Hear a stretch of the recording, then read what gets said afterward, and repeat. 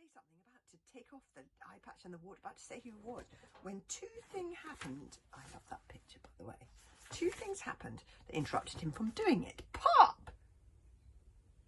Came the very distant sound of a bugle. Roar! Roared Egengard in surprise.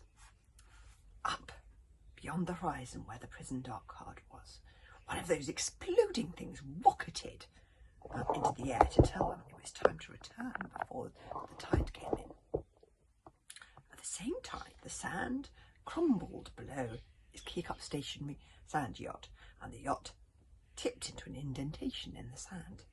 Hiccup looked down, saw what it was, gave a start of horror and said, Stoic the Vast, I think we should be making our way back to Darkheart, don't you? And he hurriedly picked up his yacht and turned it around and started sledging as fast as he could in the direction of the prison. Thank Thor, Toothless and Egengard hadn't seen that. Stoic shielded his eyes and looked out where you could just see the shining glimmer of... I wonder what that was, by the way. I can't even remember. He looked out where you could just see the shining glimmer of the tide on the horizon. We need to move fast now, said Stoic. He had plenty of amber, but no dragon jewel. But they had to return to the prison before the tide came in. Vikings still really liked amber. They used a lot of amber. They thought it was a magical substance, and it is kind of magical if you ever see it, a piece of amber.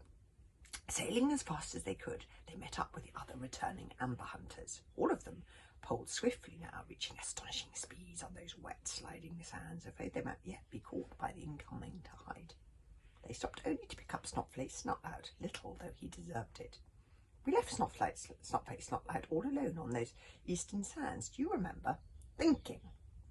Well, he thought a great deal over the next 2 hours, and what he thought made him convinced that nobody was going to come back and save him. He had been running back through that sludgy sand, although he knew that it was hopeless, and even running as fast as he could, he would never be able to outrun the incoming tide. Only a yacht could do that. He was also attacked on the way by 3 brainless wreck removers and 2 smallish rocket ragers, which he had to fight off all on his own. So all in all, when he finally saw the yachts returning to collect him, he wept with relief. Hiccup had never seen Snotlout cry. He wouldn't have believed it possible. Baggyman and Gobber stopped on either side of the weeping, exhausted boy. The lesson today, said Gobber, was that you have done nothing to deserve us coming back to save you. It's not that, nothing at all. But we are going to save you nonetheless, because perhaps, just perhaps, you might do something in the future. Snotlout said nothing. Poor Snotlout. The 2 warriors balanced Snotlout in between their 2 yachts, so that they could still go reasonably fast and paddle back to the prison.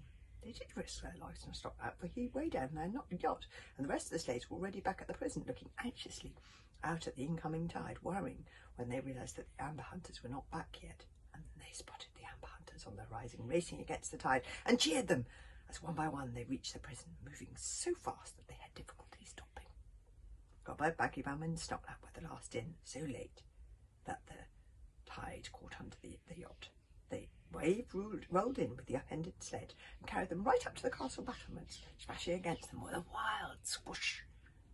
And now, where there had been red sand, as far as the eye could see, there was water instead. Has Snotlout learnt his lesson yet? We shall have to wait and see. Snotlout did not speak to Alvin and the witch about the mutiny and the treason, as he had threatened to. Perhaps that was wise, because that unpleasant pair were not in the mood to listen to complaints. The witch and Alvin strolled up and down the bay with whips in their hand, examining each yacht returning from the Sea King, and shrieking with disappointment as each one did not contain the dragon jewel. Where is it? Where is it? Where is it? Hissed the witch, bounding up to each and every yacht with greedy fury and tumbling the contents out upon the sand. When she found that it did not contain the jewel. I do not understand it, Alvin. I saw it in my dream. The dice told me I will be holding the jewel in my hands within the next few days. You will ghostly evil reaches again tomorrow, shrieked the witch. And if you do not bring me the jewel, do not bother coming back. As Hiccup followed the slaves to the dungeon bedroom, he thought sadly of the ruins of his original plan. What was he going to do? Sneak in, rescue Fishlix's father, find the jewel and sneak out again? It was going to be much more difficult than I thought it was going to be.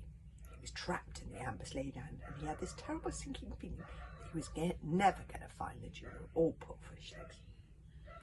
But all he could do was keep on looking, even though he was more scared than he'd ever been before. Now he knew what terrible dangers were lurking out here on the amber sands. Because Hiccup did not tell Angard and Stoutford Bass one small important detail. He didn't even tell the Wavenspan. Back there, when the bugle rang out, and when Egengard roared, his sand yacht had tipped over, and he looked down and realised the indentation in the sand was, in fact, the footprint of a gigantic dragon. And then when he looked up, he thought he just caught a glimpse of something out of the corner of his eye, something so unlikely it seemed that it could not possibly exist. The gigantic hand of a dragon sticking out of the sand, on each end of each taloned finger, an evil dragon eye, watching, waiting. Hiccup had never seen anything quite like this dragon hat. It was absolutely horrible, like something out of a nightmare.